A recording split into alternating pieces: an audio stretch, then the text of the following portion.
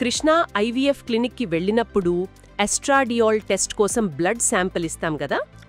ఆ శాంపిల్ ఇచ్చినప్పటి నుంచి మన చేతికి రిపోర్ట్ వచ్చేదాకా అసలు ఏం జరుగుతుంది లోపల ఎప్పుడైనా ఆలోచించారా? ఆ ప్రాసెస్ ఏంటో స్టెప్ బై స్టెప్ చూద్దాం. శాంపుల్ కలెక్షన్ కదా, ల్యాబ్ టెక్నీషియన్ ఒక స్పెషల్ ట్యూబ్, అదే వాక్యూటైనర్ అంటారు కదా, దాంట్లో బ్లడ్ తీసి దానిపై మన వివరాలతో స్టిక్కర్ వేస్తారు. లేబులింగ్ చాలా ఇంపార్టెంట్, పొరపాట్లు జరగకూడదు. తరువాత ఆ శాంపిల్ని 3వ ఫ్లోర్లో ఉన్న డయాగ్నాస్టిక్ ల్యాబ్కి పంపిస్తారు. అదే హరేకృష్ణ అనలిటికల్ సర్వీసెస్. అక్కడికి ఎవరంటే వాళ్ళు వెళ్ళడానికి వీల్లేదు, చాలా సెక్యూర్గా ఉంటుంది. లోపలికి వెళ్ళగానే టెక్నీషియన్ మళ్ళీ ఆ లేబుల్ మీద పేరు, వివరాలు అన్నీ కరెక్టేనా అని 1కి 2 సార్లు చెక్ చేస్తారు. అంటే ప్రతి స్టెప్లోనూ డబుల్ చెక్ అన్నమాట. ఆ తర్వాతేంటి? ఆ తర్వాత ఆ శాంపిల్ని సెంట్రిఫ్యూజ్ అనే మెషిన్లో పెడతారు. అది చాలా స్పీడ్గా తిరుగుతుంది. దానివల్ల బ్లడ్లో ఉండే సీరం, అంటే ఆ ద్రవభాగం, ఎర్ర రక్త కణాల నుంచి వేరైపోతుంది. అలా వేరు చేస్తారా? మనకు కావలసిన ఎస్ట్రాడియోల్ హార్మోన్ ఆ సీరంలో ఉంటుందా? కరెక్ట్. ఇప్పుడు ఆ వేరు చేసిన సీరం శాంపిల్ని మెయిన్ ల్యాబ్కి పంపిస్తారు. అక్కడ ఒక స్పెషల్ మెషిన్ ఉంటుంది. ఇదో రకంగా చెప్పాలంటే ఒక చిన్న రోబోటిక్ ల్యాబ్ లాంటిది. అసలు టెస్టింగ్ జరిగేది ఇక్కడే. రోబోటిక్ ల్యాబ్ భలే ఉంది. అక్కడెలా చేస్తారు? ప్రతి సీరం ట్యూబ్కి ఒక బార్కోడ్ స్టిక్కర్ అంటించి దాన్ని స్కాన్ చేస్తారు. ఆ వివరాలు కంప్యూటర్లో ఎంటర్ అవుతాయి. దీనివల్ల, అంటే మనుషుల వల్ల, పొరపాట్లు జరగడానికి ఛాన్సే ఉండదు. ముఖ్యంగా చాలా శాంపుల్స్ ఒకేసారి చేస్తున్నప్పుడు బార్కోడింగ్ చాలా హెల్ప్ అవుతుంది. అవును కదా, శాంపిల్స్ మారిపోయే భయం ఉండదు. తర్వాత ఆ వీడాస్ మెషిన్ ఏం చేస్తుంది?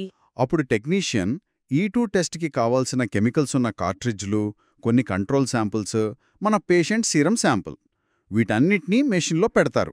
అంతే, మిగతాదంతా ఆ మెషిన్ ఆటోమేటిక్గా చూసుకుంటుంది. వావ్, అంటే అంతా ఆటోమేటిక్ అనమాట. ఎంత టైం పడుతుంది? ఆ మెషిన్ ఒకేసారి 6 శాంపుల్స్ వరకు టెస్ట్ చేయగలదు. చాలా ఫాస్ట్. శాంపుల్ లోడ్ చేశాక దాదాపు 1 గంటన్నర, అంటే 90 నిమిషాల్లో రిజల్ట్ స్క్రీన్ మీద కనిపిస్తాయి. గంటన్నరలో రిజల్ట్స్ చాలా ఫాస్ట్. ఆ రిపోర్ట్ వెంటనే డాక్టర్కెళ్తుందా? అక్కడే ఇంకో ముఖ్యమైన స్టెప్ ఉంది. రిజల్ట్స్ వచ్చినా వాటిని నేరుగా ఇవ్వరు. ముందుగా ఆ ల్యాబ్ పాథాలజిస్ట్ ఉంటారు కదా, ఆయన దాన్ని పూర్తిగా వెరిఫై చేస్తారు. మెషీన్ సరిగా పనిచేసిందా, కంట్రోల్ శాంపుల్స్ రిజల్ట్స్ ఓకేనా అని చూసి అన్నీ బాగున్నాయని నిర్ధారించుకున్నాకే సంతకం పెడతారు. ఓహో, అంటే పాథాలజిస్ట్ ఓకే చేశాకే అది ఫైనల్ రిపోర్ట్ అన్నమాట. అప్పుడే ఆ వెరిఫై చేసిన రిపోర్ట్ కృష్ణ ఐవీఎఫ్ క్లినిక్కి వస్తుంది. అక్కడ డాక్టర్ రామరాజు గారు కానీ, లేదా వాళ్ళ టీంలో డాక్టర్ కవిత, డాక్టర్ ప్రణతి, డాక్టర్ కవితాలక్ష్మి గారు ఆ రిపోర్ట్ని చూస్తారు. ఆ రిపోర్ట్ చూసే వాళ్ళు నెక్స్ట్ డే ఇవ్వాల్సిన మెడిసిన్ డోస్ డిసైడ్ చేస్తారా? ఖచ్చితంగా. ఆ ఎస్ట్రాడియోల్ లెవెల్ని బట్టి డోస్ పెంచాలా, తగ్గించాలా, లేక అలాగే కంటిన్యూ చేయాలా అని వాళ్ళు నిర్ణయిస్తారు. ఇది ఐవీఎఫ్ సక్సెస్కి చాలా ఇంపార్టెంట్.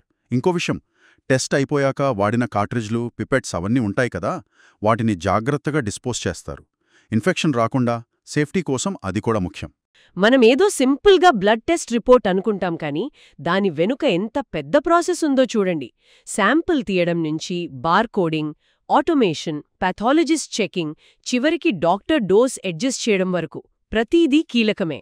ఈ మొత్తం ప్రాసెస్ చూస్తే మోడర్న్ మెడిసిన్లో టెక్నాలజీ, మనిషి నైపుణ్యం ఎలా కలిసి పనిచేస్తున్నాయో తెలుస్తుంది.